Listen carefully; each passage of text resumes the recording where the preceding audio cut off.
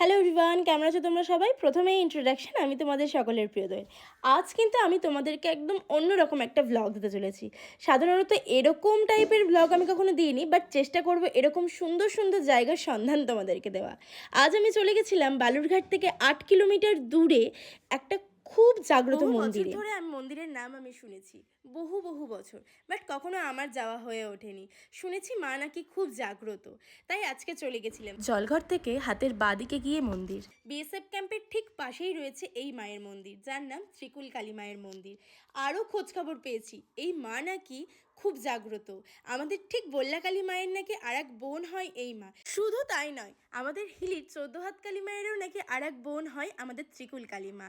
আর মন্দিরে গিয়েই দেখি মায়ের মূর্তি তৈরি করা হচ্ছে, দেখেই তো আমি ভীষণ খুশি। সামনেই নাকি মায়ের পুজো, তাই কবে পুজো তোমরা একটু শুনে নাও।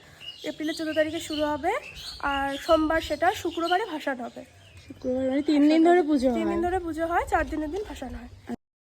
তাহলে তো শুনলি 3 দিন ধরে মায়ের পুজো আর বড় করে মায়ের ভাসান হয়। আর এই যে সুন্দর মূর্তিগুলো তৈরি হচ্ছে দেখতে পাচ্ছ, এগুলো কিন্তু মানদের মূর্তি।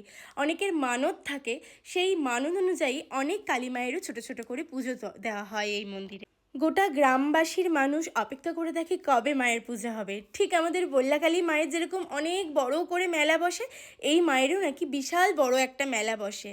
আর তাছাড়াও আমি এটাও শুনেছি যে আগে নাকি ওপার বাংলার মানুষেরা এই পুজোয় আসতো যখন বর্ডার ছিল না বা খুলে দেওয়া হয়েছিল, বাট এখন তো সেই সব দিন আর নেই। তো বর্ডারের ওপার থেকে আমাদের বাংলাদেশের মানুষরাও এই পুজোর উপভোগ করেন।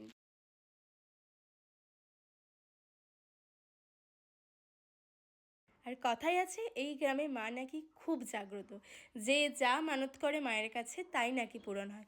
তোমরাও আসো, পুজো 3 দিন ধরে রয়েছে। 14 তারিখ থেকে পুজো, মায়ের দর্শন করো। কে বলেছে বলো তো আমাদের বালুরঘাটে কিছু নেই?